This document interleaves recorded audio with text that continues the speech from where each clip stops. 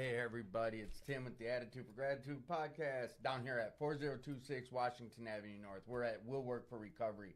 We do the podcast every Friday night. We go live at 8 p.m. Sometimes we go a little earlier, but I will make those notifications if that's the case.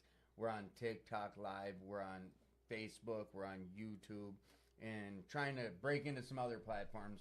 But we are down here at Will Work for Recovery. We have meetings every night of the week at 7 p.m. On Wednesdays, we do a men's meeting and a separate women's meeting at 5 p.m. Come on down, do that hour meeting, hang out for some fellowship for an hour or so, and then we have the big meeting at 7 p.m.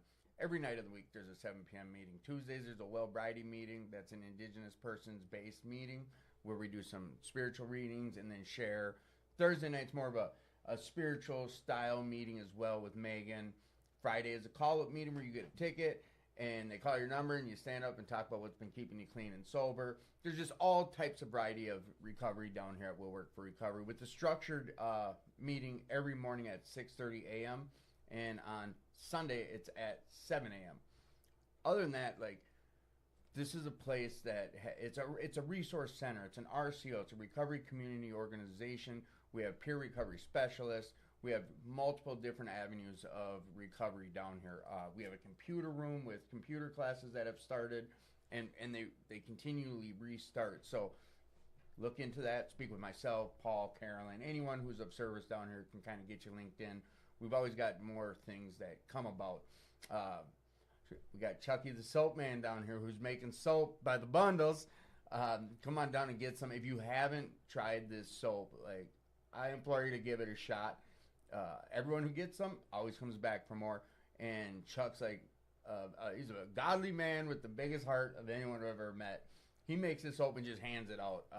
He does take donations, but basically I'm always watching him just hand soap out. So it's just, it's part of the different things that we do down here. Wednesday nights, there's a recovery podcast that they've started. It's called Rule 62 with a rotating type format of open door policy. Anyone can come in and share about their stories. And Friday nights, so the night of the podcast at 8:30, Big O started Recovery Okie. Like, there's just multiple things. And then Race has got the fire pit going all through the winter. He's built this big, huge, like, miraculous type fire pit with all these pallets around it. Just a lot of stuff happening down here. We got ping pong tables and foosball tables and prayer rooms and big monitors with big screen movies playing, all sorts of stuff. We have a full workout room. Come on down here, check it out. 4026 Washington Avenue North. If you're struggling, please reach out. Down 988 Intergroup, or come on down. Get ready, buckle up for the show. What? Hi, Marty. Hey everybody, it's me again, Tim with the Attitude for Gratitude podcast. Thanks for sitting through the commercials. And I do know that we started a little early. We've got some different things going on down here, but typically it is 8 p.m. start time. And that's really loud in my ear. I got the show playing there, just making sure you guys can hear me too. There is something I want to bring up right away. As I always do. If you're struggling, please reach out.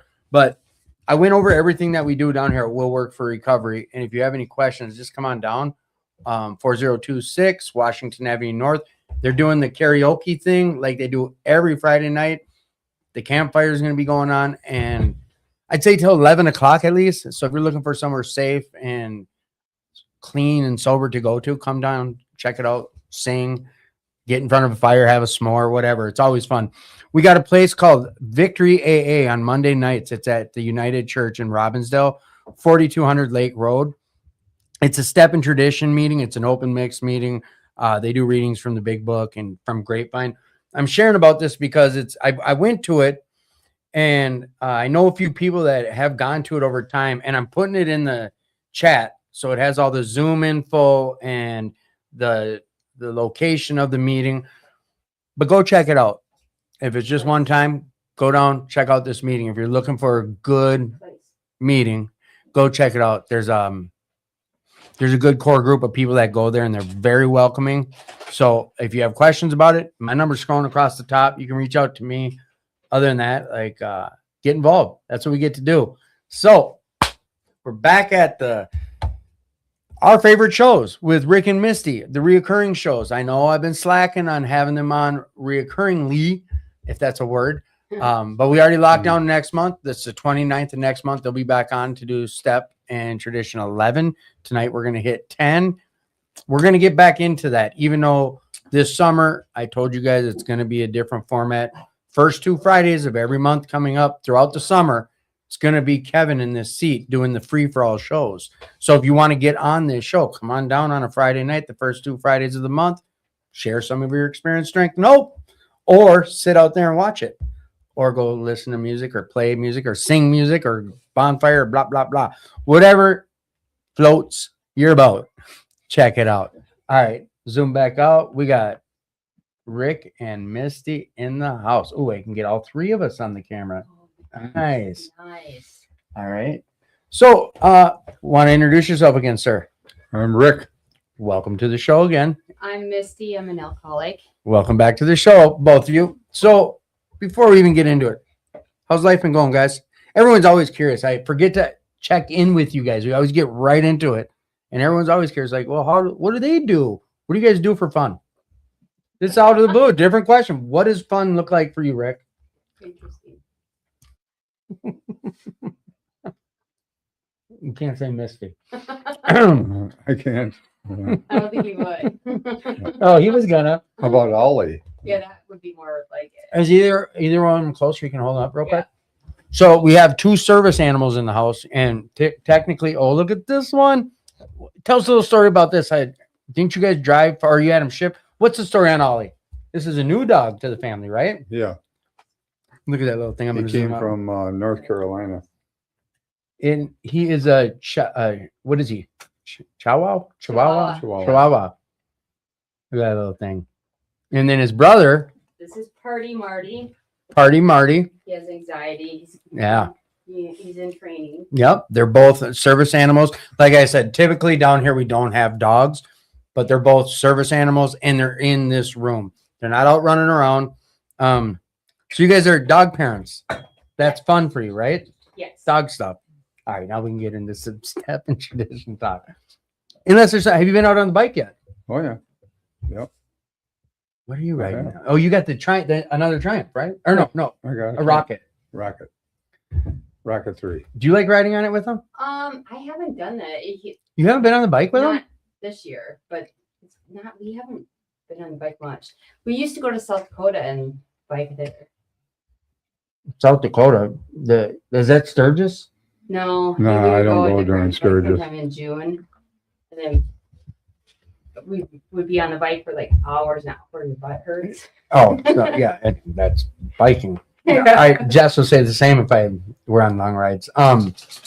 You have a comfortable seat though, don't you? Upgraded because I complained too much. Well, I got rid of that bike though. But you did upgrade before.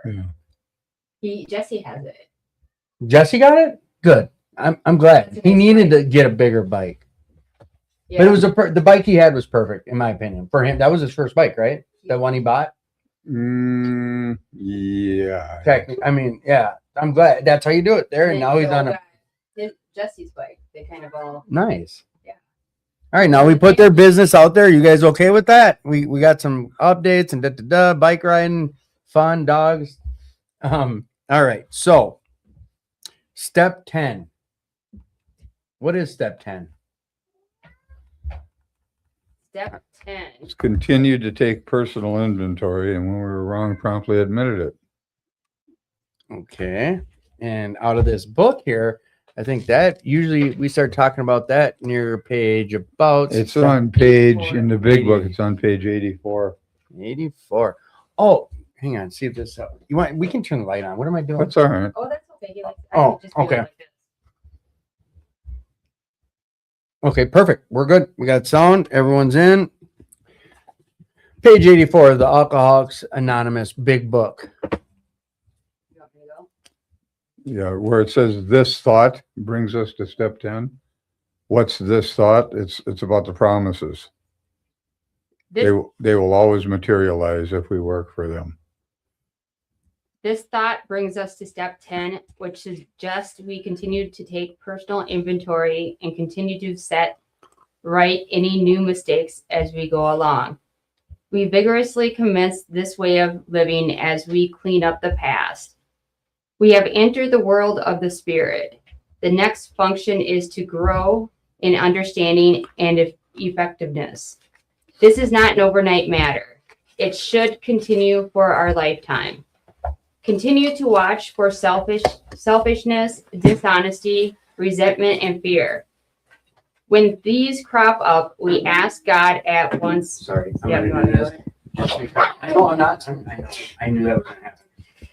Everyone's complaining that this is blocking. Oh, sorry. So there we go. Sorry. When these crop up, we ask God at once to remove them. We discuss them with someone immediately and make amends quickly if we have harmed anyone. Then we resolutely turn our thoughts to someone we can help. Love and tolerance of others is our code. Okay, it says, continue to watch for selfishness, dishonesty, resentment, and fear. Those are really the ideas out of step 4 in the big book. When these crop up, it doesn't say if. Because they're going to. They're going to, yeah. So when they crop up, you got to do something with it. In your experience throughout your journey, do they still crop up, or has that gone away now? Sometimes. There's a couple of things that happened to me that I've got some stories about, but maybe when we get into the 12 and 12, I'll talk about that, you Okay. know. But, this step really helps you to keep from picking up a bunch of crap along the way. Or resentments. It gets you to look at stuff, but they're assuming you've done an inventory and you know what that looks like. So And we have ceased fighting anything or anyone, even alcohol. have you done that yet? Ceased fighting anything or anyone? Try to. For by this time, sanity will have returned. We will seldom be interested in liquor. If tempted, we recoil from it as from a hot flame. We react sanely and normally, and we would find that this has happened automatically. We will see that our new attitude toward liquor has been given us without any thought or effort on our part. It just comes. That is the miracle of it. We are not fighting it, neither are we avoiding temptation. We feel as though we had been placed in a position of neutrality, safe and protected. We have not even sworn off. Instead, the problem has been removed. It does not exist for us. We are neither cocky nor are we afraid. That is our experience. This is how we act. That is how we react as long as we keep in fit spiritual condition. So long as we keep in fit spiritual condition. Isn't that something? Well, this is a spiritual malady. Well, I mean, resentments and stuff make you sick. So you got to watch for that stuff. That's what it said on the other page. Continue to watch for selfishness, dishonesty, resentment, and fear. Yeah. It is easy to let up on the spiritual program of action and rest on our laurels. We are headed for trouble if we do, for alcohol is a subtle foe. We are not cured of alcoholism. What we really have is a daily reprieve contingent on the maintenance of our spiritual condition. Every day is a day when we must carry the vision of God's will into all of our activities. How can I best serve thee? Thy will, not mine, be done. These are the thoughts which must go with us constantly. We can exercise our willpower along this line all we wish. It is the proper use of the will. So it's not about fighting your will. It's about redirecting it. Much has already been said without receiving strength, inspiration, and direction from him, who has all knowledge and power. If we have carefully followed directions, we have begun to sense the flow of his spirit into us. To some extent, we have become God conscious. We have begun to develop this vital sixth sense. But we must go further, and that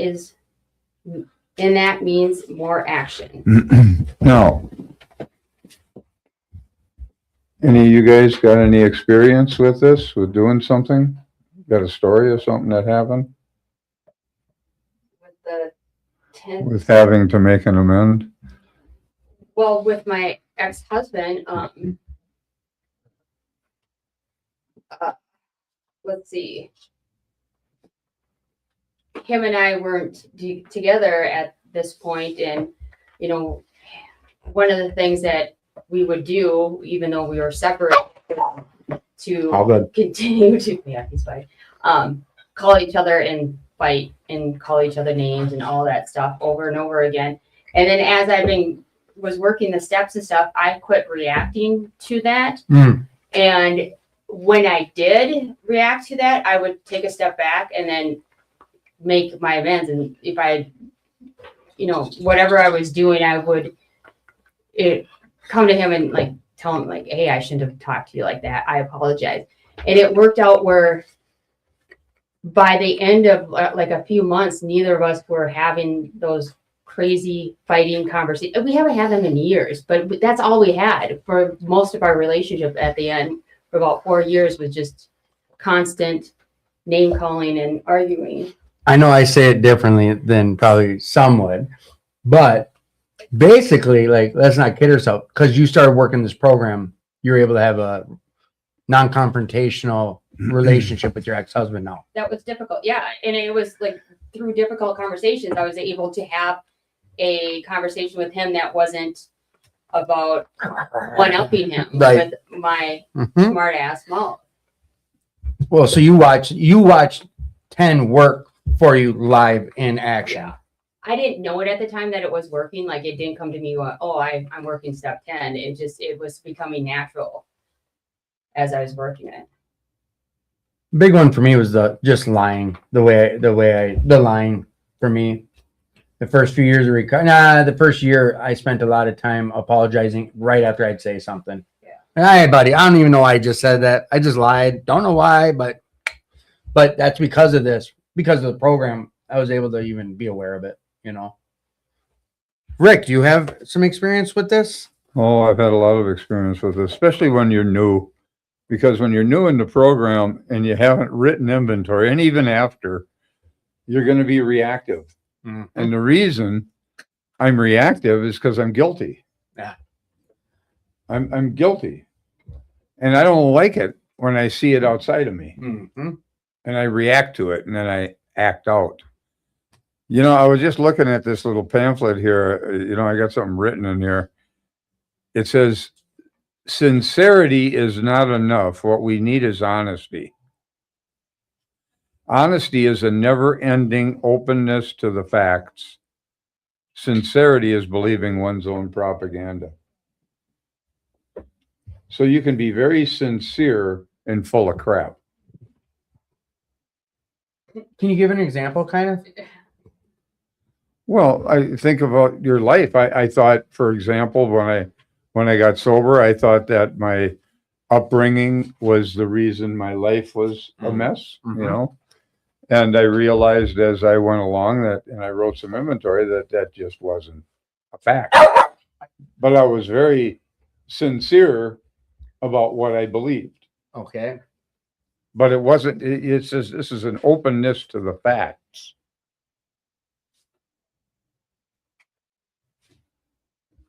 Sincerity is believing one's own propaganda. So you can be very sincere and full of shit at the same time. It's not, I was going to say you're a big proponent of this, but that's not the right way of saying this. You personally have helped me to always how do I even word it? You pointed out more than once, and it made me think of this when you're talking about early recovery, and the things that bug me the most are things that are issues with me. And I know you've used the theft side of things.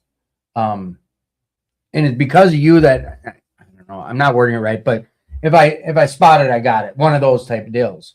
When I'm seeing someone do something and it's really affecting me, I should probably take a look in that big. Well, when you're emotional about it, when it's at an emotional level. See, these things are at an emotional level. right. That's why you can't just override it intellectually. Mm-hmm. You have to deal with it at an emotional level. I'll give you an example of something that. So how do we deal with it at an emotional level then? Well, you deal with it at the time when it happens with the 10 step. Now, when I got sober, none of the steps looked particularly friendly to me, except maybe step 10. At least I had a sense of step 10 that I could work that because I was an atheist. I mean, what are you going to do with these steps when you don't believe? You know, that didn't go away right away. I was searching out topic meetings and feelings groups. Oh boy, those were rough, you know. And the reason I say those were rough is because nothing ever really changes. You just flop around in your puddle. You know, it's like you're splashing around in your puddle.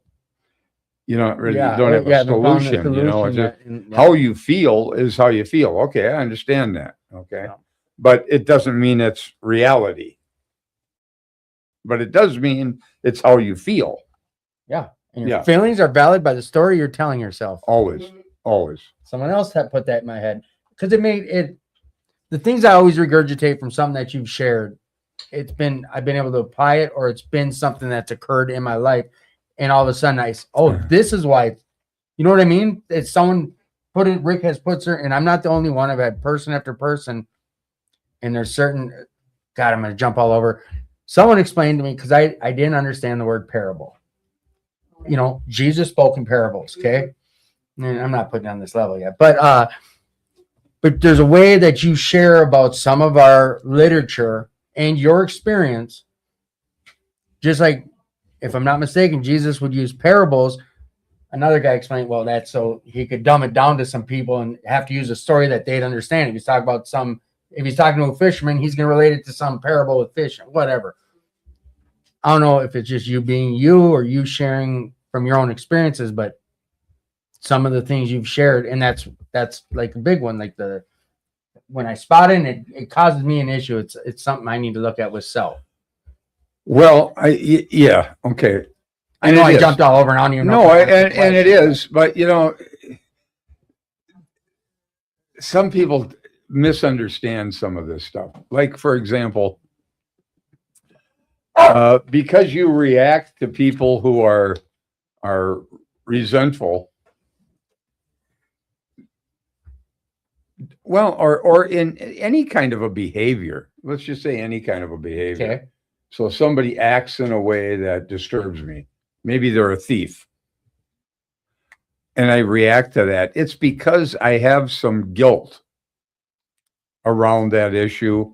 Or maybe you didn't steal, but you have resentment towards somebody who did steal from you. Mm-hmm. So it's always a resentment.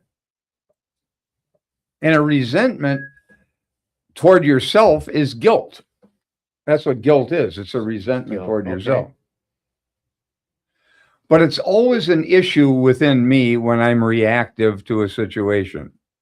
Now, maybe, let me give you an illustration of something. This happened to me early on because I hadn't written inventory yet, and I was very emotional about things. And I would lose it. I would just, if somebody said something wrong or acted in a particular way, I would just react violently. I mean, it's not like I could stop and think about it. Will you set this out there? I know it's easier for you to walk out there. Just set it like on that table right there. I'm sorry. It was easier for you to react violent, or that was your go-to? Well, that's just the way it was. I would react violently to the situation. Okay. I couldn't control myself. I didn't have control of myself. And when you got resentments, you won't be able to control yourself. Okay. You're going to lose it. So I was about a month sober. Oh, shit. What's the matter? Door's locked. No, she turned the knob, so she should be able to come in. So you're about how long sober? Probably a month and a half sober. Okay. And I haven't worked any of the steps. I haven't done any inventory. I'm trying to avoid the steps. The only step that looked reasonable or possible at all was the 10th step. I could continue to take my inventory, Mm-hmm. and when I was wrong, admitted it. The problem I had was I couldn't see that I was wrong. No, I mean this. I really had, I just didn't have any awareness that I was wrong. Go ahead. Yeah. In fact, there was a friend of mine's mother that we used to argue all the time. I mean, we weren't mean arguing. We were just discussing things and debating. Debating and that sort of thing. And after I got sober, I went back to see her. Her son died, the guy that I knew. Okay. That was connected to her and why I knew her at all. He died in a situation in a car accident. But I went back to talk to her after I was sober, and she says, "Do you remember that we used to argue all the time?" And I forgot about it. But it was because I couldn't see that I was wrong. So I'm trying to convince her all the time that she's wrong.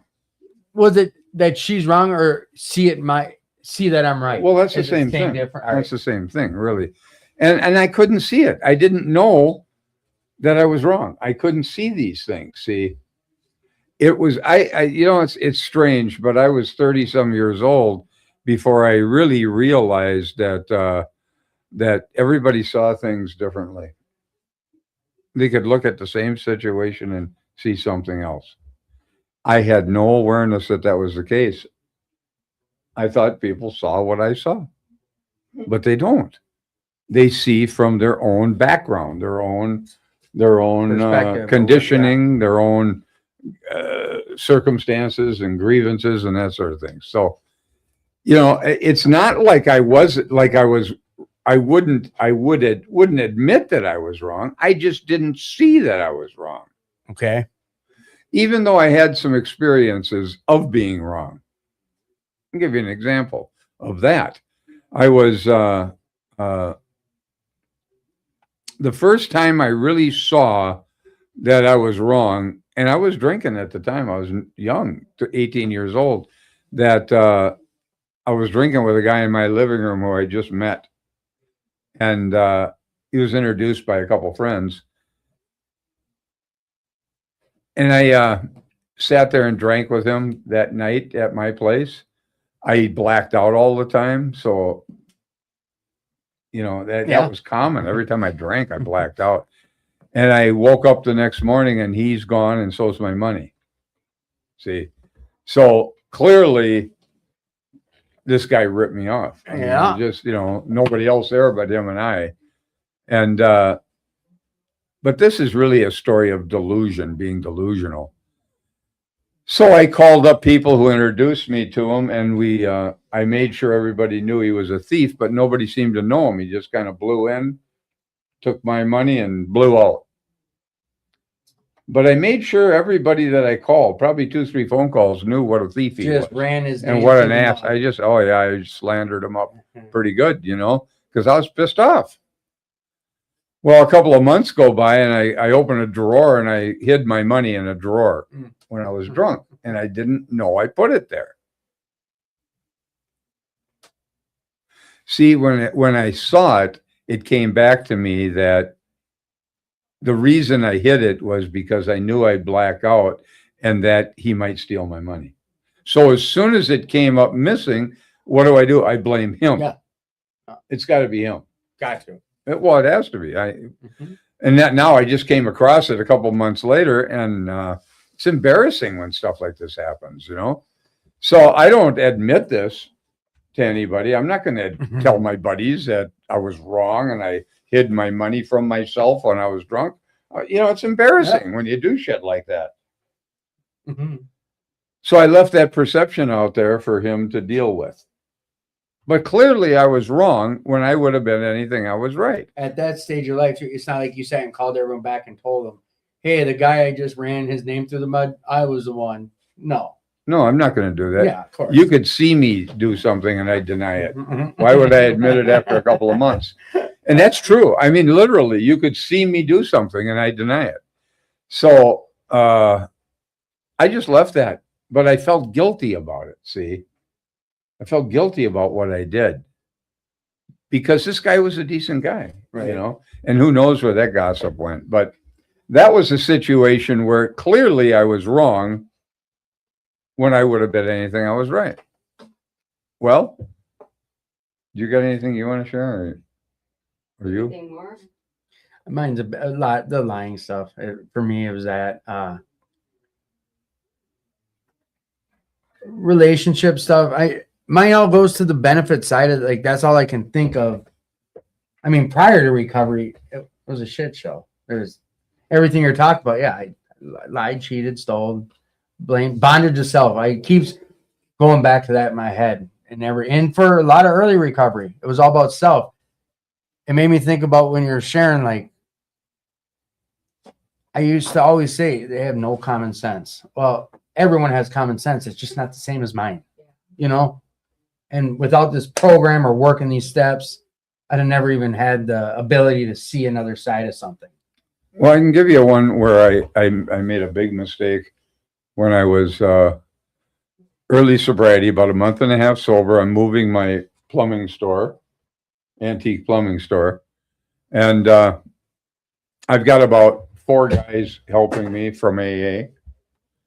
And we happen to be moving in next to the Mill Inn bar on Washington Avenue in Portland. The Mill Inn is a bar, a downtown bar that back then, now this is 37 years ago, a lot of people from downtown, a lot of business people went in there for lunch. And it was a nice place and they had nice food and that sort of thing. So we go in there because I'm moving right next door. We unloaded the truck and I'm going to buy them lunch. So we eat. These guys go out and they're standing on the street smoking, you know. And I went up and I paid the bartender with $100 bill. This is when a $100 bill actually had some value, you know. And he gave me back a bunch of cash, and I grabbed it in a hand that I already had money in. See, when you're new and you've got a lot of baggage in your mind, a lot of stuff, you can't think clearly. You just don't. And I was confused. And I'm counting the money as I'm walking out.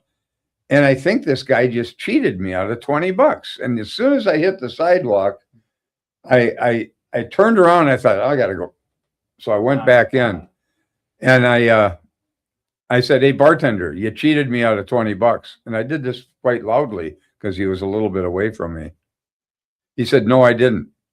I said, yeah, you did. And then I went off on him. I just lost my shit. It's not like, again, nothing irritates a thief more than somebody stealing from him. Mm-hmm. It really does. I mean, it's just infuriating. One time somebody burglarized my garage and stole all my stolen stuff. Yeah. Oh, that pissed me off. I'm telling you. But that's a whole nother story. But anyway, so now I'm yelling at this guy, and there's a room full of people. I mean, these are, and then he's not obviously agreeing with me. So I storm out, and I felt like somebody was setting concrete blocks on top of my head. With each step, just. Yeah. Well, you know, Bill writes it in the 12 and 12. I'm going to read something, or maybe Misty can read it. He's referencing this right here. The 12 Steps and 12 Traditions book in step 10. Which is page 88. 88. Yep, it starts on page 88. Okay. I just want to read this. We can read the rest of it later, but the paragraph at the bottom where it says, when a drunk has a terrific hangover. When a drunk has a terrific hangover because he drank heavily yesterday, he cannot live well today. But there is another kind of hangover which we all experience, whether we are drinking or not. That is the emotional hangover. The direct result of yesterday's and sometimes today's excesses of negative emotion anger, fear, jealousy, and the like. If we would live serenely today and tomorrow, we certainly need to eliminate these hangovers. See, that's exactly what was happening. As I raged, I felt heavy. And it felt like somebody was setting concrete blocks on top of my head, you know. And the more energy I poured into the rage, I'm walking out just rageful. Yeah.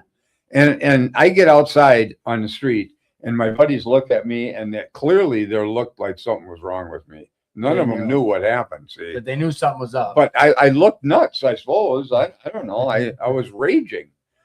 And I get out there and I told them what happened. And then somebody gave me some information and I don't remember what it was, but it may have been something like I gave him some money earlier. Yeah.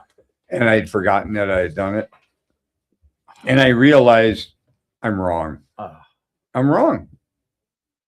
This guy didn't rip me off. Now, I got to tell you this, as soon as I came to that conclusion, the 10th step came into my mind. Continued to take personal inventory, and when we were wrong, promptly admitted it. I don't want to admit it. I don't want to go back in that bar. Especially after the scene. Especially after the scene I just made. See, so I'm having a lot of racing thoughts at this moment because these are this. You know, why did that step come into my mind at that moment? You know. Wasn't what I was looking for, but it did. Right. And I get a thought that I don't want to go in there. But then I had a thought, and it wasn't mine. It said, Rick, are you just going to give this program lip service, or are you going to work it? Or are you going to? Now, I don't know who that voice was. I was just going to say, whose voice was it? Well, it wasn't my idea, and I can tell you it wasn't. It used my name. Were you still an atheist at this point? I was still an atheist. Oh, big time. Okay. Big time atheist. So anyway, I thought, oh shit, I got to go back in there. So I turned around, I started to walk into the bar, and I'm telling you, I wasn't in any hurry. But we were pretty close we were just out on the sidewalk. Yeah. So the doorway was right there. And I start walking in and I'm going fairly slow, but I got thoughts that are coming rapidly right now. And I'm thinking to myself, well, I think I'll just slither up to the end of the bar and say, hey, bartender, will you come over here a minute? You see, that's what I wanted to do. Not like when you called him out on the 20. No, I wanted to do this very quietly. And as I was having those thoughts, I get that voice again that uses my name.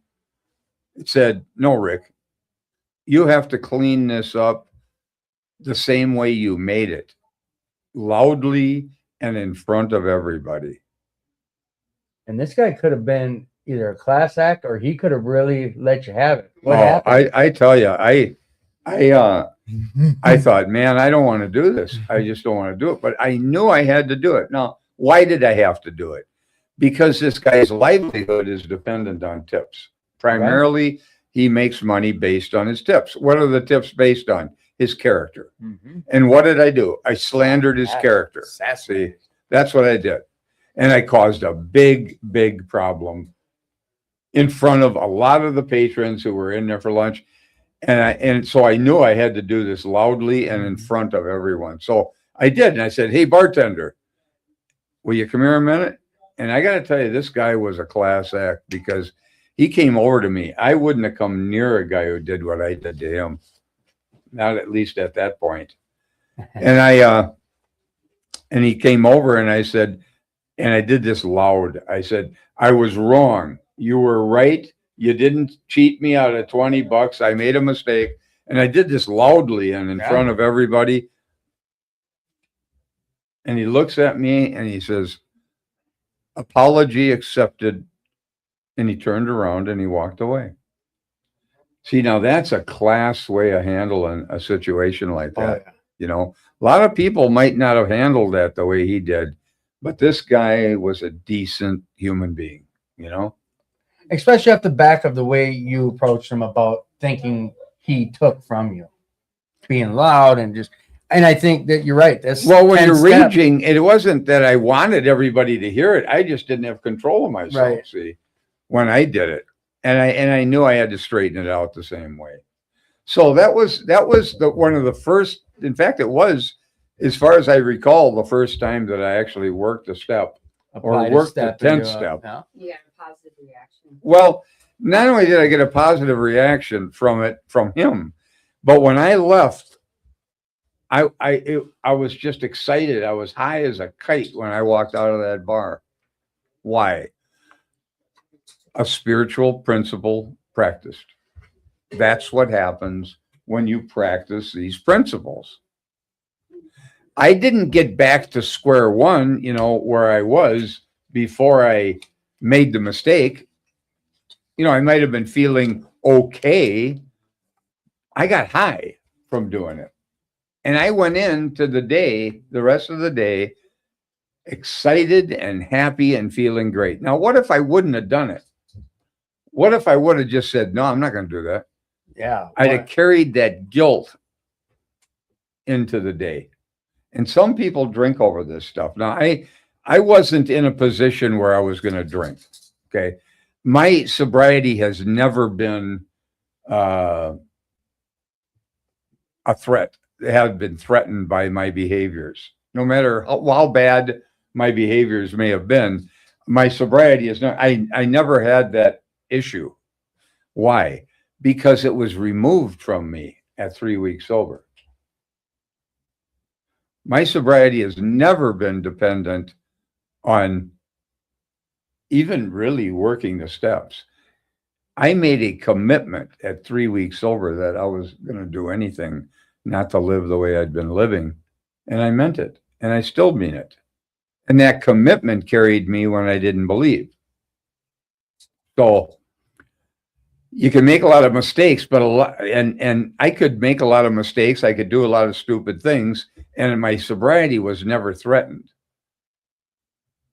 Never was. Never had an issue that way. But a lot of people, it is. And if they don't maintain their spiritual condition, we read it a little bit ago, that this is how we react so long as we keep in fit spiritual condition. What does that mean? Let go of the resentments, get rid of the guilt, get rid of the hatred, get rid of the, Yeah, when I was still living with my ex-husband, I was sober, he was drinking, and I was resenting him for all the things that he was doing and living in that. And it just kept building up. And I felt like I was trying to work the program, but I was white knuckling it the whole time. And I just couldn't deal with it. See, a lot of people drink over this stuff, Well, because they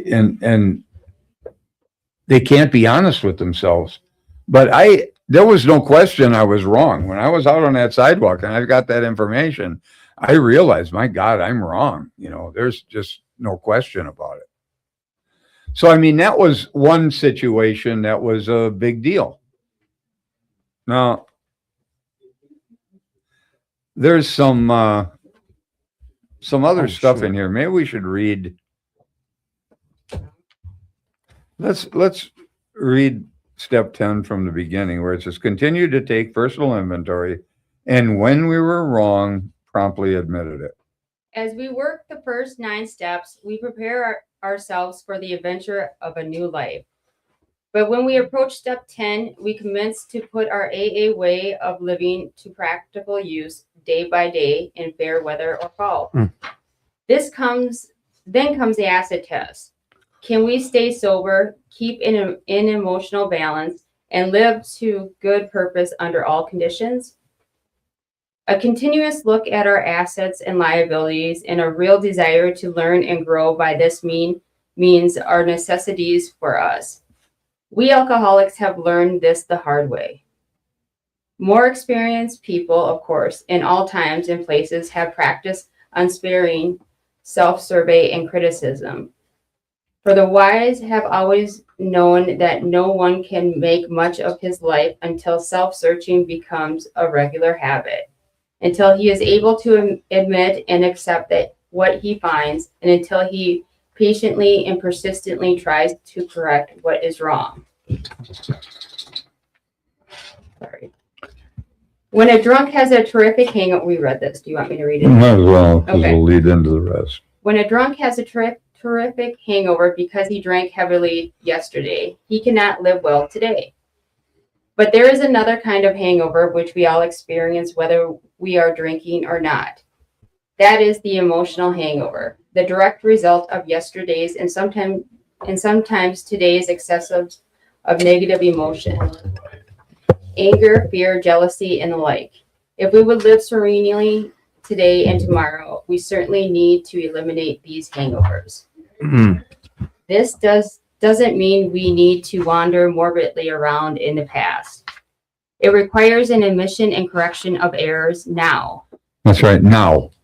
You know, I couldn't make that amend to that guy at another time. It had to be right now. Yep. Why? Because those people were in there at the time. So I couldn't go back the next day and straighten it out. I couldn't do it effectively. No. I had to do it right then and there. That was very important. That's a great example of this too. Our inventory enables us to settle with the past. When this is done, we are really able to leave it behind us. When our inventory is carefully taken and we have made peace with ourselves, the conviction follows that tomorrow's challenges can be met as they come. Sure. I saw the value in doing that for me. Yeah. I mean, I saw the benefit for making that amend for me. It boosted me. Although all inventories are alike in principle, the time factor doesn't distinguish. The time factor does distinguish one from another. There's a spot check inventory taken at any time of the day whenever we find ourselves getting tangled up. That's the one that I had right there.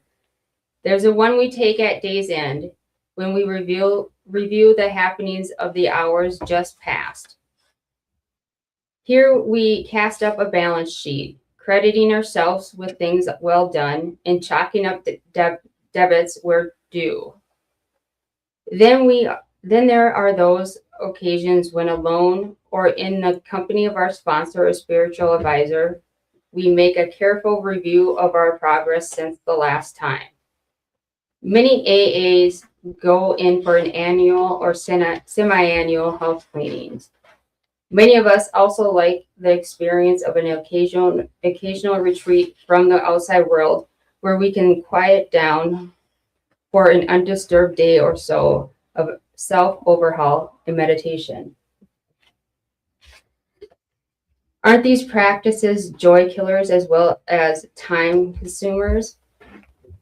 Must AAs spend most of their waking hours drearily rehashing their sins of omission or commission? Well, hardly. The emphasis on inventory is heavy only because a great many of us have never really acquired the habit of accurate self-appraisal. Yeah, so you can maybe take an appraisal of yourself, but is it accurate, you know? Once this healthy practice has become root, it will be so interesting and profitable that the time it takes won't be missed. For these minutes and sometimes hours spent in self-examination are bound to make all the other hours of the day better and happier. No question. And at length, our inventories become a regular part of everyday living, rather than something unusual or set apart. Before we ask what a spot check inventory is, let's look at the kind of setting in which such an inventory can do its work. It is a spiritual axiom that every time we are disturbed, no matter what the cause, there is something wrong with us. Ooh. Did you hear that? It's a spiritual truth. The word axiom means truth. That every time we are disturbed, no matter what the cause of the disturbance, right? There's something wrong with us. I don't like that. I know. It makes you, hey, it's telling you, no, it's not anyone else. It's you. There's something in me Now, it doesn't mean that the other person may Yeah. not have a problem, Right. but that's not the point. The point is, whenever I'm disturbed, it's because there's something wrong with me. That guy is just bringing it up. I am so keep going. You guys keep going. I have to hop out for it'll be a minute and a half. Isn't that person there to heal you, to help heal you, though, if it's brought up? Yeah, they are. They're actually standing in. They're actually standing in, playing a role to help you heal. Just like the same situation happens over and over again. It's going to until you- keep happening until you change. until you change it. That's right. If someone hurts us and we are sore, we are in the wrong also. But are there no exceptions to this rule? What about justifiable anger? If someone cheats us, aren't we entitled to be mad? Can't we be properly angry? Can't we be properly angry with self-righteous folks? For us of AA, these are dangerous exceptions. We have found that justified anger ought to be left to those better qualified to handle it. Now, that sounds like he sidestepped the whole issue, doesn't it? You know, kind of just took it somewhere else here. Few people have been more victimized by resentments than have we alcoholics. It mattered little whether our resentments were justified or not. A burst of temper could spoil a day, and a well-nursed grudge could make us miserably ineffective. Nor were we ever skillful in separating justified from unjustified anger. As we saw it, our wrath was always justified. Of course it is. It's always justified. Marty. Right, Marty, I'm coming right by you too. Marty, Oh, stop it. Get over it. Triple Tim. Sorry about that, you guys. That's all right. We're on page 90, second to last paragraph in the middle. So a burst of temper could spoil a day, and a well-nursed grudge could make us miserably ineffective.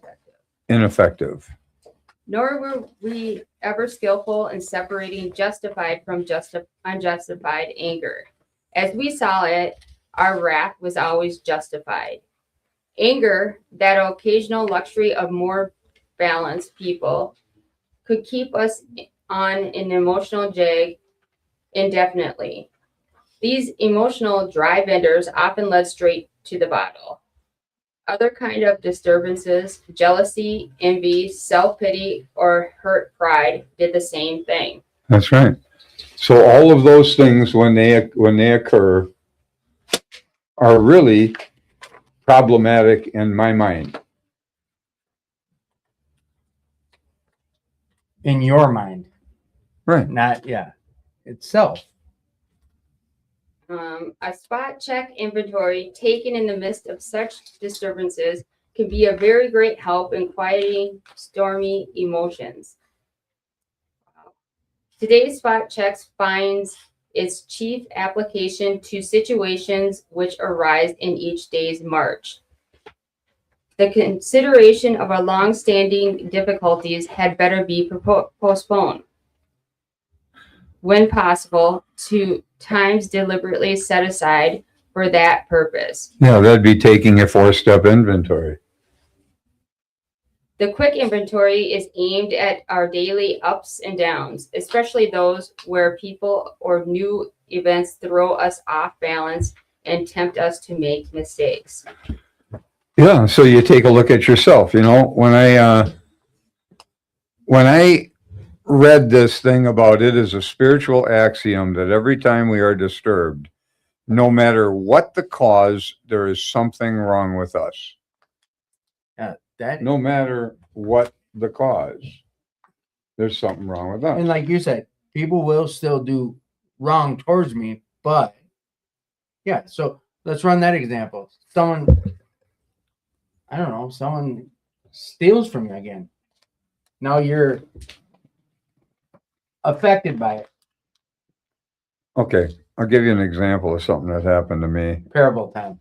And Serious. I need this. And this happened when I was about a year sober. I'd already written the 4-step inventory, and I'd resolved a bunch of the resentments. But you see, there's this temptation around AA rooms, and I think this is a problem. You know, Bill used to talk about, he would say, the good is the enemy of the very best. In other words, if you achieve your good, let's say it's physical sobriety, that will become the enemy of your very best if you settle down into it and don't grow. See, that's what he's talking about. Okay. I found out later that Bill stole that idea from the Oxford groups, but he used to say it a lot, apparently. Okay. In some of his writings, people would say that he would say that. So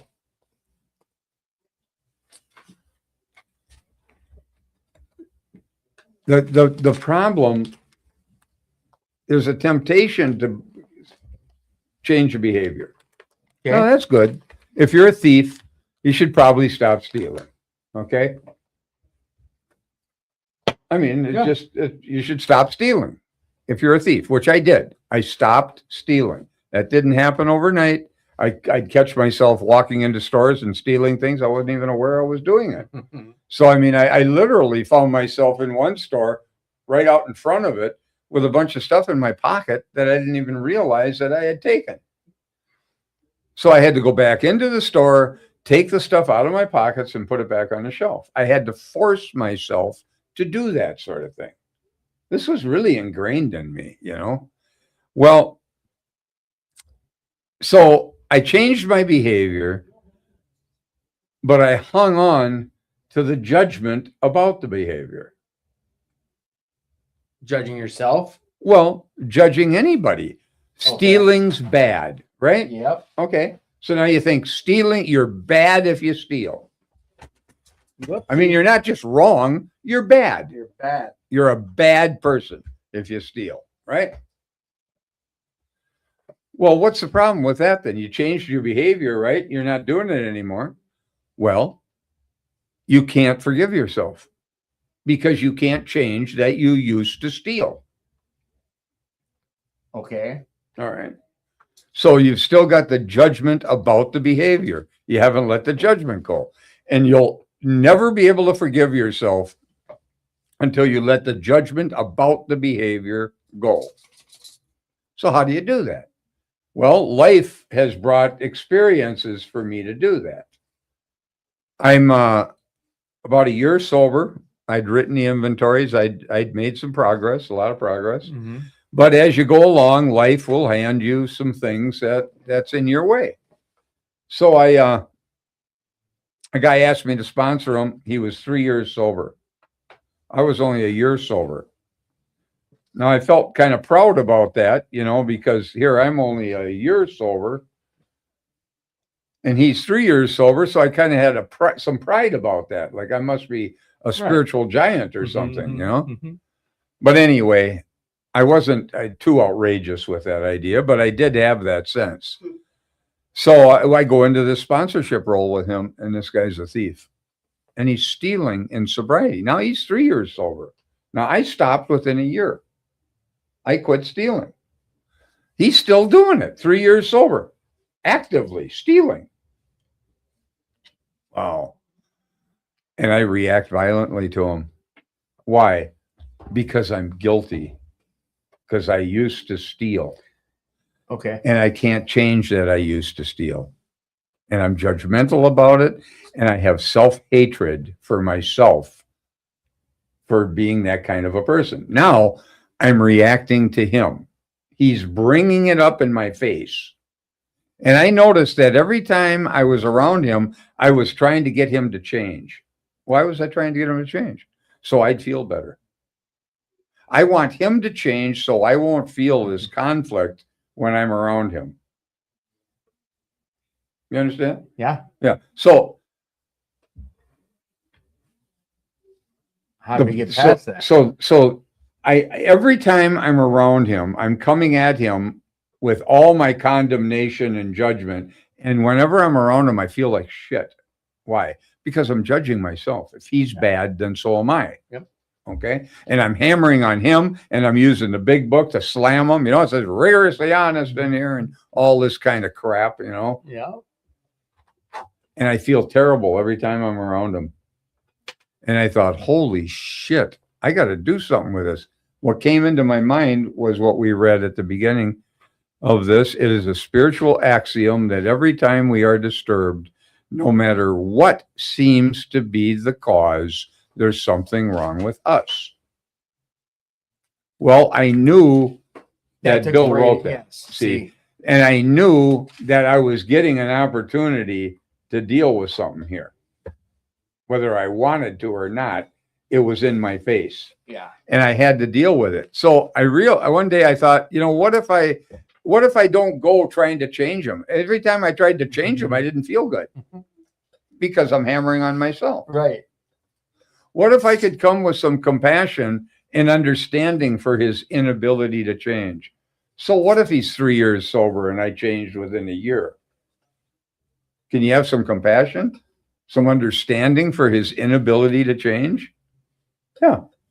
So is that I'm not going to say answer. Is that the situation, or is it still something within self that we got to get to? I practiced doing that with him.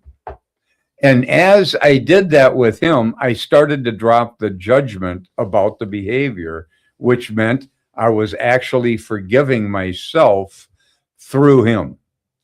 He was showing me my errors. Okay. Now, this is exactly what the fourth step in the big book is. You write your resentments down, the people you're resentful at, and you ask God to help you see it from a different angle. Why are we doing that? So that you can forgive yourself, because you can't forgive yourself and hold judgment toward others. My judgment of this guy was the same as my hatred for myself. And you can't get out from under the weight of it. There's no way you can do it other than to see him differently. Mm-hmm. You can't forgive yourself first. You have to forgive yourself by seeing them in a new light, by giving them compassion and understanding. And the grievance went away.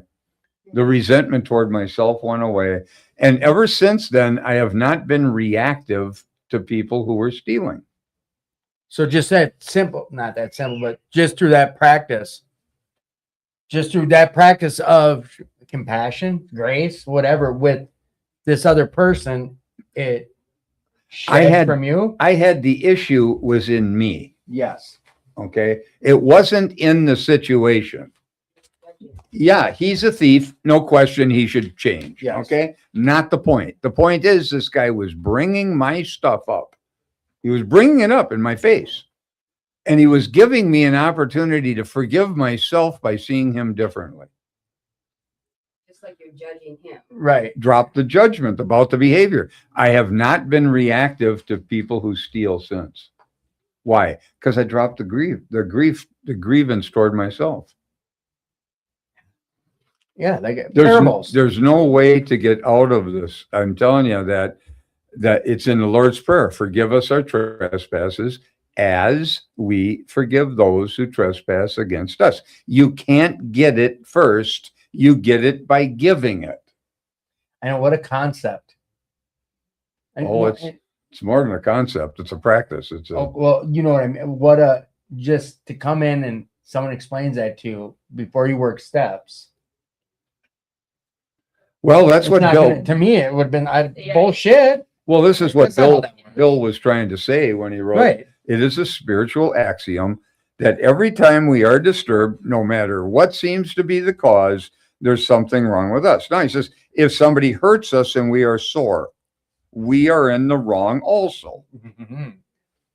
But are there no exceptions to this rule? What about justifiable anger?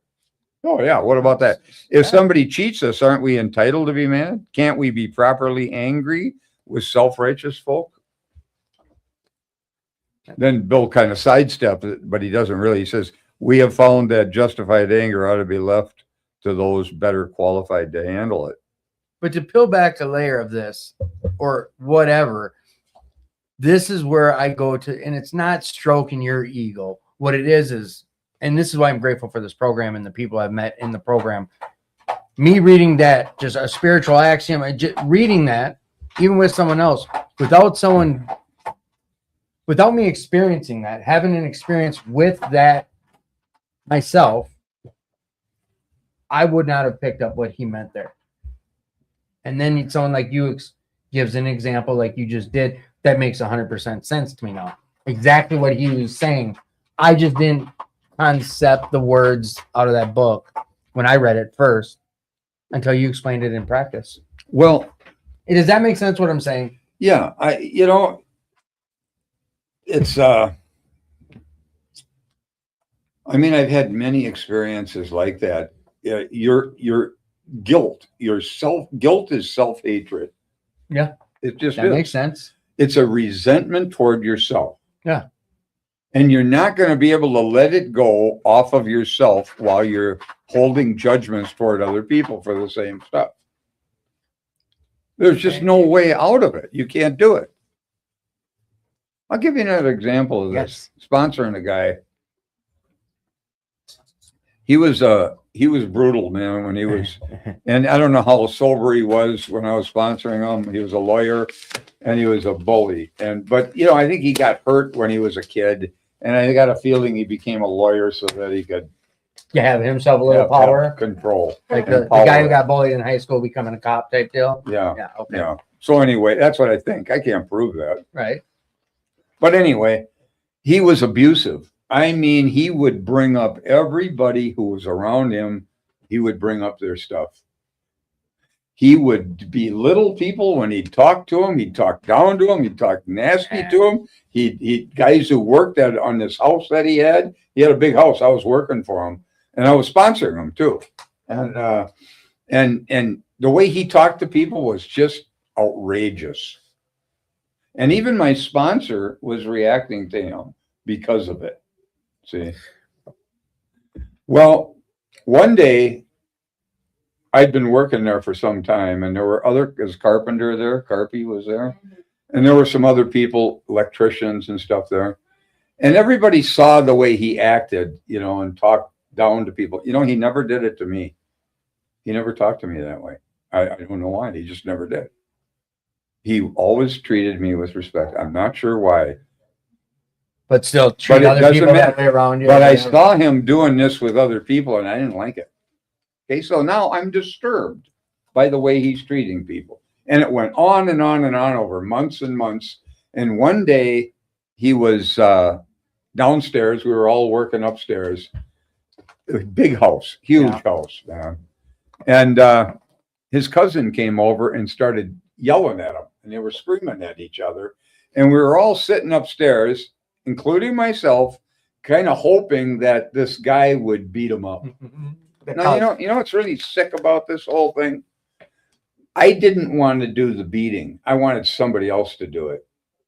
You think you're spiritual, Oh, I'm not like that. Oh, really? Yeah. Well, I got to tell you, he did get beat up by his cousin, and we relished in it. We all felt, that we loved it that he got beat up. And now I got to tell you, that doesn't make you feel good. No, it's like it doesn't. It makes you feel like shit when you do that. But yet, that's what I was doing with him. He ended up in very short time losing that house, lost his law practice, lost everything. The jobs were shut down. Everybody went away. That happened not long after this event, quite quickly, if I remember correctly. And as I was leaving, the last time I was leaving, I'd been reading what Bill wrote. It is a spiritual axiom that every time we are disturbed, no matter what seems to be the cause, there's something wrong with me, something wrong with us. And I thought, there it is again, man. Here it is again. Now I'm about 4 years sober at this point, and I thought, here it is. I didn't want to do the ass kicking, but I wanted somebody else to do it. That's really sad, And I thought, man, I gotta write him a letter. And when I left that day, I knew I wouldn't see him again for who knows. I didn't know what would happen.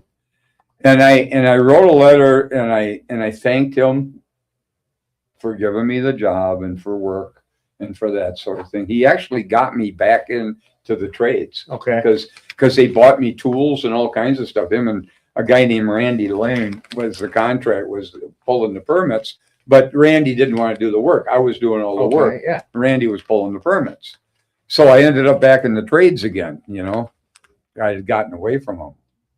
But I thought, man, I gotta clean this up with him. So I just wrote a. Yeah. How does that letter look? Like, Well, hey, I wanted you to get beat up. I didn't want to No, do a beating. I didn't do any of that. I just said I thanked him. It was all positive. I was thanking him for you know, the work. Yeah.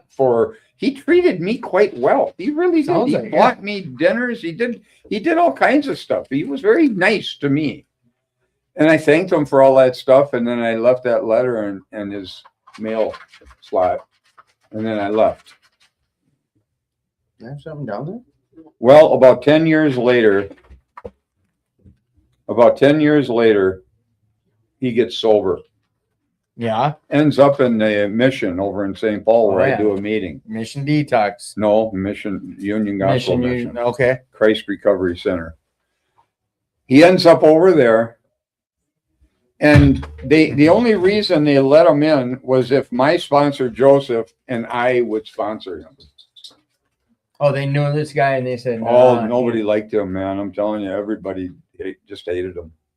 A lot of people still do, you know. It's sad. He's just one of those guys. He's in there just belittling Well, people. he's just abusive, you know. He didn't find a solution, huh? I don't know if he ever got out of any of that. But your side of it's what you're saying is. But anyway, he tells me later, as he's staying sober now, he tells me that one of the reasons he came back to AA, he said, because I knew that there were people that would put principles above personalities. That's what he said to me. Because he knew he was an ass? Well, he knew that I was, by making that amend to him, in a sense of just talking about him in a respectful way, right, instead of looking at what's wrong with him. Yeah. Yeah, that brought him back. That brought him back, or he wouldn't have come back. Yeah. Isn't that something? So, you know, you may be affecting people's lives and you're unaware of how much you're affecting or what's happening with it, you know? Well, and this kind of goes to, and it's not me stroking you. What it is me saying, you hear, oh, meeting makers make it. You hear these things, but there's a side to that missing meetings or missing someone sharing, you might miss out on hearing something that you wouldn't have heard if you weren't there. I don't know. I'm going to the point of hearing you explain one of your experiences with it. If I didn't have you in here sharing about it, or if you didn't share about your experiences, a lot of the stuff that's in these books, let's just say what it is. I didn't comprehend some of the shit I read or that was read to me. Well, I think a lot of people don't, and that's why we read the material to them in our inventory workshop at 2218. What is that about? I don't think I had it in the. So what are you talking about? It's a 4-step workshop on Wednesday nights at 6:30. Chapter 5. Where's that at again? 2218 First Avenue South. It's at the club. How much is it? In the auditorium. It doesn't cost anything. Oh, anyone can show up. Anybody, doesn't matter. Does it matter at what stage? I don't care if it doesn't matter if they're AA, NA, Al-Anon, doesn't matter. It's 7 weeks continuously. They can pop in at any time, and they do not need a big book because they have the chapter printed out. Nice. A lot of sponsees show up to this too. I know for a fact. I know people that have, and that you just continuously do the 4-step, and it's a 4-step workshop, call it what you will, and that's right out of the book. And you'll share some of your experiences you've had with some of the stuff as we go, and yeah, I just think it's really valuable when you're going to any type of a meeting where there's shares to be open to hear something. Well, why don't we just read the rest of this thing? There's not too much. We don't have to read the whole thing, but Okay. in all these situations, We need self-restraint. honest analysis of what is involved, a willingness to admit when the fault is ours, and an equal willingness to forgive when the fault is elsewhere. We need not be discouraged when we fall into the error of our old ways, for these disciplines are not easy. We shall look for progress, not for perfection. Our first objective will be the development of self-restraint. Stepping back from reacting. This carries a top priority rating.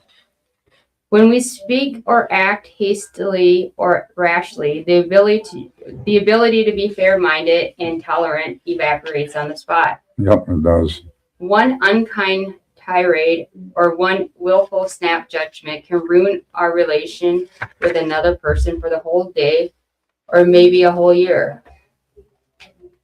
Nothing pays off like restraint of tongue and pen. We must avoid quick-tempered criticism and furious, power-driven argument. The same goes for sulking or silent scorn. These are emotional booby traps, baited with pride and vengefulness. Our first job is to sidestep the traps. When we are tempted by the bait, we should train ourselves to step back and think.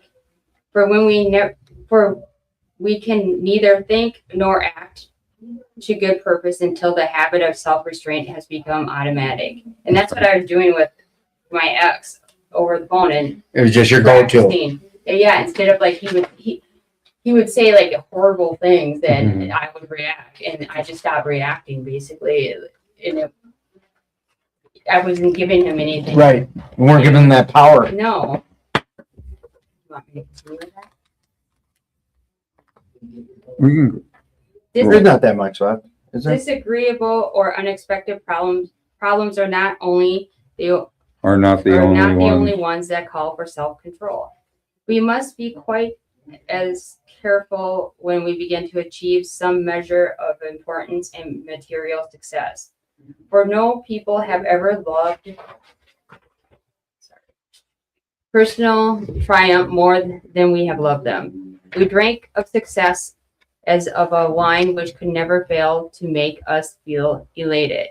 When temporary good fortune came our way, we indulged ourselves in fantasies of still greater victories over people and circumstances. Thus, blinded by prideful self-confidence, we were apt to play the big shot. Of course, people turned away from us, bored or hurt. Now that we're in AA and sober and winning back the esteem of our friends and business associates, we find that we still need to exercise special vigilance.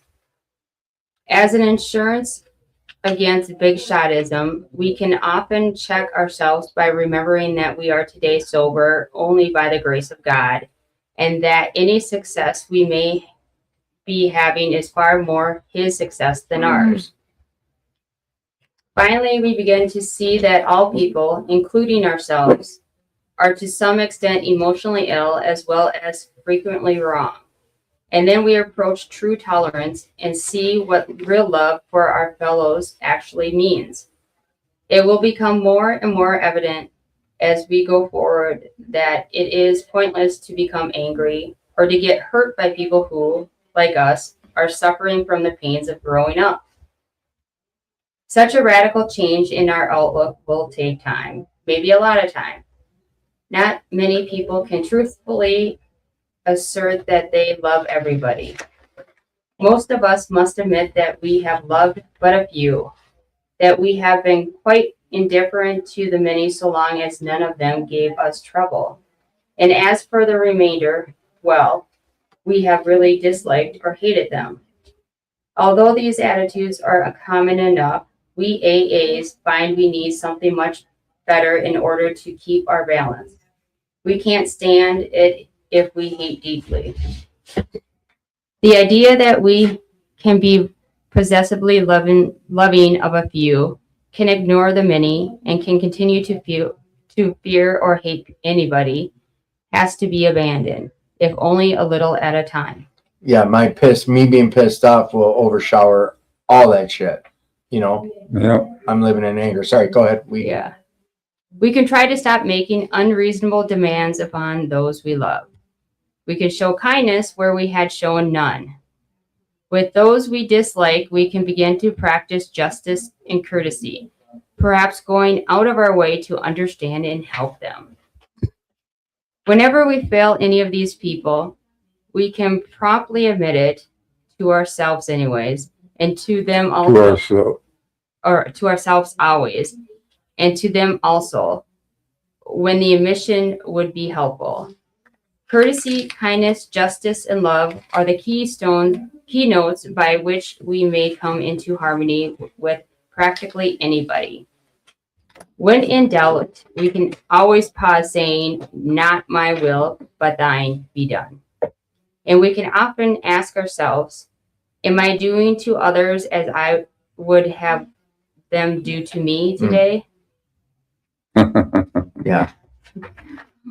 When evening comes, perhaps just before going to sleep, many of us draw up a balance sheet for the day. This is a good place to remember that inventory taking is not always done in red ink. It's a poor day indeed when we hadn't done something right. As a matter of fact, the waking hours are usually well filled with things that are constructive.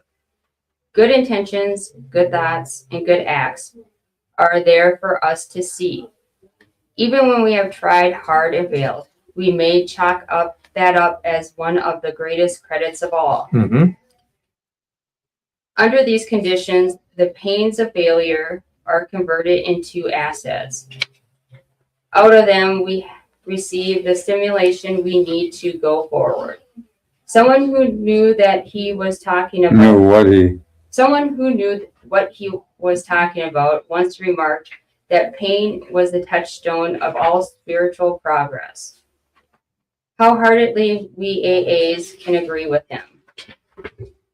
For we know that the pains of drinking had to come before sobriety and emotional turmoil before serenity. Real quick.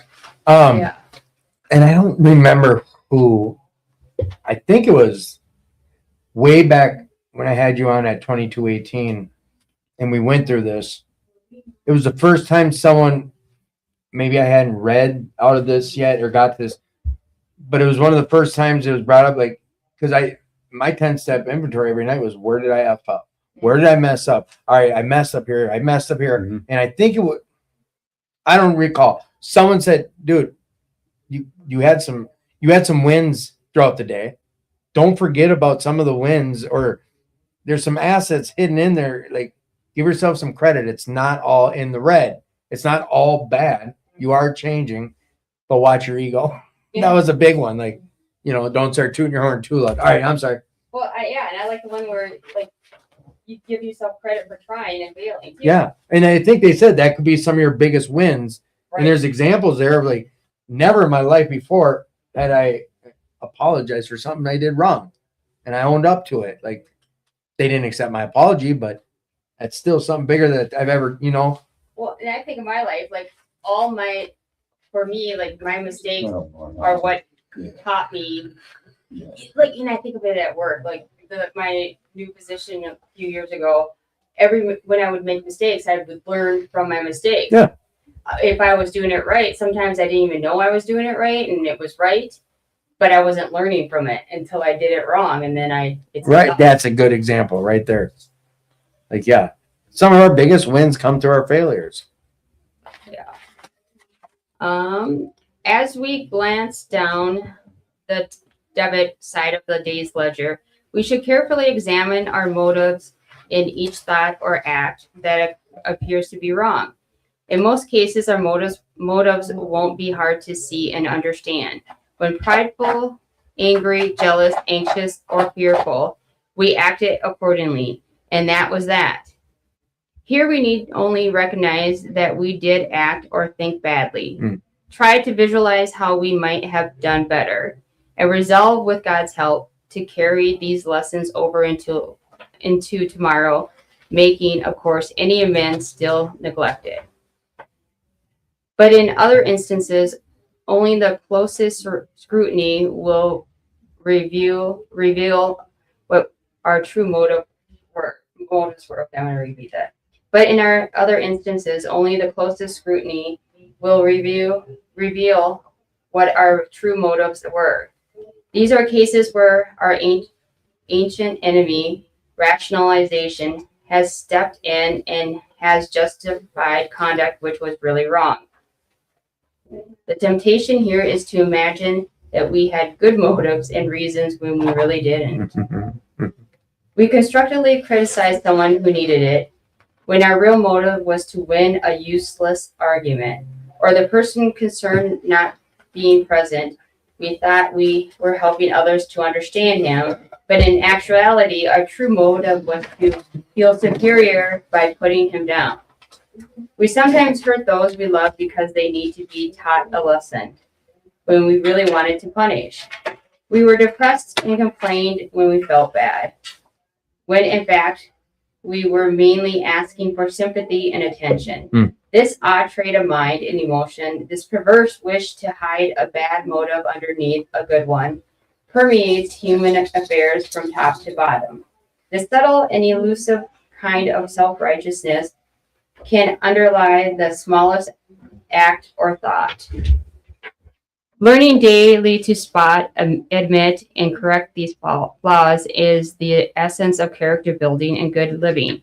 An honest regret for harms done, a genuine gratitude for blessings received, and a willingness to try for better things tomorrow will be the permanent assets we shall seek. Having so considered our day, not omitting to take due note of things well done, and having searched our hearts for neither fear nor favor, we can truly thank God for the blessings we have received and sleep in good conscience. Oh. Your conscience makes you soft pillow. The end of step 10.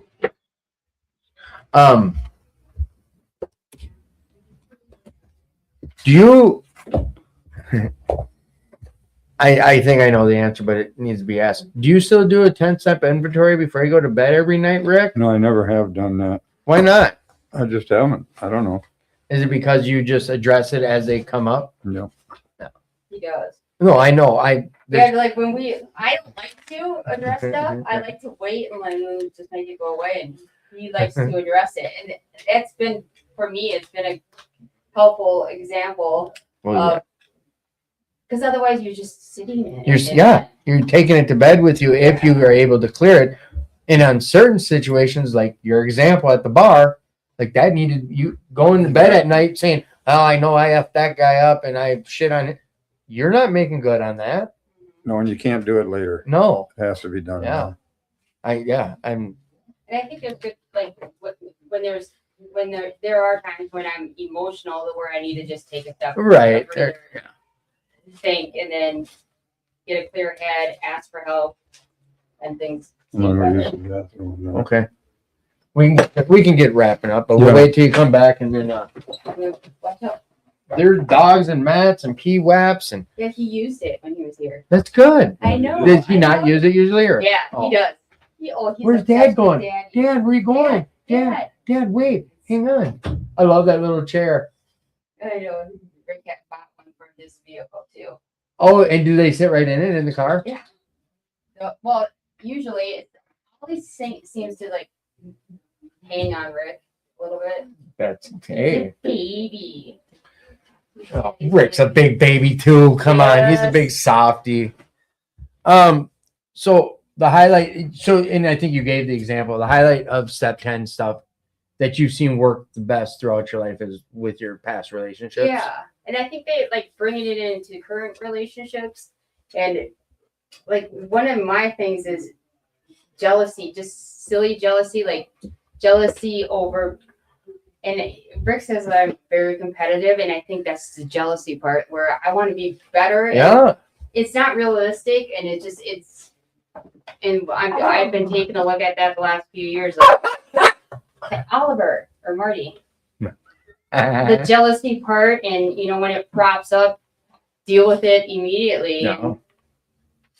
But now here's a question for all right, as being a woman. When you hear someone say jealous, you're thinking most people right away, oh, like jealous of other women. When something like that comes about, like it's only for you to be able to find that and address it, correct? Like, because if you are dealing with that, and let's just use an example, Rick points it out, Misty, you're being a little jealous right now. I'm actually jealous of like being in the gym. Like if people do, that's what I get really jealous of. That's good jealous. Yeah. Not good, but it helps drive you more, does right? Drive me, but I'm like, I want people to do Not- good, but not like not- not better than what I think my level is. Uh, And as I get older, yeah, so that's the big jealousy. But when I was in the bars and stuff like that, my ex, I got jealous of him spending or giving attention to other women. And that was tough. I mean, that's just tough. You like sit there and you're witnessing it. And, yeah. you know, I haven't really had to deal with that part of jealousy since then, but that was tough. And that was something like I had to talk to him about how it was. Well, if you are still not in a healthy relationship, having that conversation, you're not going to usually turn out well. No.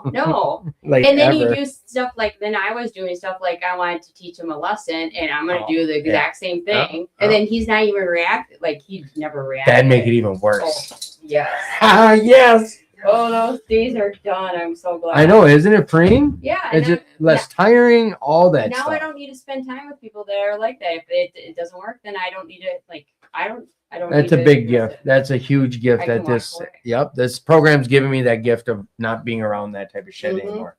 Yeah. Family, even if it's family, I don't have to be around it. I don't need to do it. And I don't need a reason why. Yep. Like I know what my serenity looks like, and it's not being around toxic shit.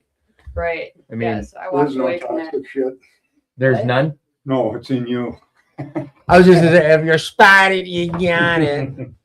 All right, well, kiddos, that was a good 10-step conversation. We did a lot of reading. Feel better? Are you emptied? I'm cold. He's cold a lot. Buddy, you know what that means? You're diabetic. No. Might be sick. You might be getting old, bud. Here, we'll get you all nice and toasty. Oh, I like those things. Heaters? Yeah. They're like fan heaters, but they're not really space heaters. I've got so many of these damn heaters because of my job. I'm a Yeah. maintenance guy, so when someone's house goes out, like, and I'm in my work van now, I've got so many space heaters. If you guys ever need a space heater, I have a little one like that is a fan and then heats, but it doesn't project a lot of like overwhelming I think heat. this is what is it, 1,500 watts, whatever. It You should can't warm really- daddy I up. feel it. You feeling it? I feel it. All right. Well, then let's get to the wrap, and we're gonna have to do our fun little pick a number 1 through 100, Misty. I'm going to do lucky 13. Lucky 13.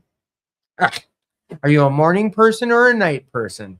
Oh, I don't know if I'm either anymore. I used to be a morning person, but I think I'm more of a night person. Night. But Dad. either night. I know you guys are nighters. Pick a number 1 through 100. 99. Nothing finer than 99er. I think if you could choose any 2 famous people, living or dead, to have dinner with, who would it be? 2? Any 2 people to sit down and break bread with, living or dead. Oh. Yeah, probably Jesus. Yeah, that a boy. Yeah, Jesus is breaking bread with me. And then one more. Just get to pick their brains. I don't know. You said Joseph last time. Did I? Yeah, Joe Perry. Maybe my mother. Ooh, that's a good I one. just had, mom and grandma, someone just said. Who would your 2 people be? Well, definitely Jesus, and I would do my grandpa. Grandpa? Yeah. Nice. All right, let's do another round. These are always fun. 1 through 100, Misty. 49. Just help yourself, Ollie. You just take those treats out your. Oh, this would be fun. If I don't think I've ever asked this. If you could bring back any fashion trend, what would it be? Those hay long bangs? No. Bell bottoms. Oh, they're kind of. I think I've I seen wear a them. lot of. I think that would be mine. I was gonna say sexy. I'm bringing sexy back. Yeah. No, I'm joking. Rick, what fashion would you bring back? The audience wants Probably mini skirts. You know what? Give me a little bump on that one. Boy, I'm right there with you. Mini skirts, Daisy Dukers. Ah. Tell me about your gratitude, Rick. Name of the show is called Attitude for Gratitude. Let's hear about your gratitude, Rick. What's my gratitude? What's it look like today? Well, I'm grateful for Ollie. Ollie is the service animal who's here right now. His new little buddy. Emotionally support. Yeah. What is your gratitude look like, Misty? I think my gratitude is coming back to this. This is fun. I'm glad to hear that. Yeah. I'm looking forward to us getting back on track. And to be honest with you guys, I'd be fine doing just throughout the summer, just doing our show once a month, and I'll fill in the blanks later. And I think I've already had that conversation with you guys about. Who's the Kevin who's doing? Oh, he's a good kid. Not anyone you probably know. He's at SNL at the back table all the time. He's probably, I don't know, he's got a couple years. He just that door stays open, and whoever wants to come in here and sit down, and he'll say, "Hey, what's been keeping you sober?" Or whatever. It's something that Paul would like for this to be something for meeting goers, an event for meeting goers. So I started them a Wednesday show, which is an open door show every Wednesday. That door is open. Come on in. And he still wanted it to. So I created the first 2 Fridays, but like I said, we'll see where it goes. I'm not, and I've been vocal about this. I have no interest in doing that. And it comes through on air to anyone watching. But honestly, Paul and Caroline don't give a shit who watches. It's not about who watches. For them, it's about something for these guys to do. But now with this karaoke, if you walk over, there's 30, 40 people there till 11, 12 o'clock at night. I don't need a show. They don't need it. They don't need it. So Friday nights, I think we're good now. We'll see. Like I said, I was going to take 2-3 months off for the summer just because last summer was a shit show with me wanting to always be at the camper. But whatever. We'll see where it goes. God will take it the direction it needs to go. Maybe I'll be back at 2218. Yeah. Won't be able to have all this bullshit on the walls, but yeah. All right. Last one. Any superpower? What would your superpower be, Misty? Time travel. That's a goodie. Forward and back. Rick? Humility. Hey, at least he said one. In the past, he's not said them sometimes. Yeah. Humility. Oh, wow. Oh, no, you're okay. You didn't know. Ooh. What did he do? Just went up on my leg. He didn't know. You can go on this leg. Here you go. No, it's okay. I scared the shit out of him. Oh, yeah. It's okay, buddy. I'm sorry. Yeah. Oh, wow. That is really tender. I've been putting ice on it, too. What happened? I have not a clue. Oh, a spider bit me or something, but my whole muscle it's a lot of pain. Okay, everybody out there. I'm pointing at you. Let's do this. Let's do this. Remember, I brought up that meeting. Don't forget, if you're looking for a newer or different meeting, it's called Victory AA. Monday nights, 7 p.m. United Church in Robbinsdale, 4200 Lake Road. It's a Step in Tradition meeting. It's open and it's mixed. They read from Grapevine, the big book. Otherwise, come on down to We'll Work for Recovery. We've got something going on every day of the week. Tonight, they'll be in there singing karaoke till 11, 12 o'clock at night. They got a bonfire going on. Come on down if you're looking for something to do that's safe. You know, no one's going to be down here getting drunk or high. So it's a safe place to come down and hang out on a Friday night. Other than that, if you are struggling, please reach out, get to a meeting, call Intergroup, find one. If you're having self-harm thoughts, things of that nature, dial 988. It's called Suicide Hotline, but utilize the number. I finally did my homework and I called it and saw what the process was. And you do talk to a live person. They're friendly volunteers that have an educational background with that type of topic. So don't hesitate to utilize 988 if you need someone to talk to. Other than that, come on down, get connected, be a part of, not apart from, find a solution. Look for similarities, not differences. And I'm out of here. See you next week, guys. No, I lied. You won't see me next. Is this the last Friday of the month? No. Yeah, it is. Yeah, it is. Because the first, yep, you're going to get Kevin in an open show. If you want to get on the show next week, come on down. Bye.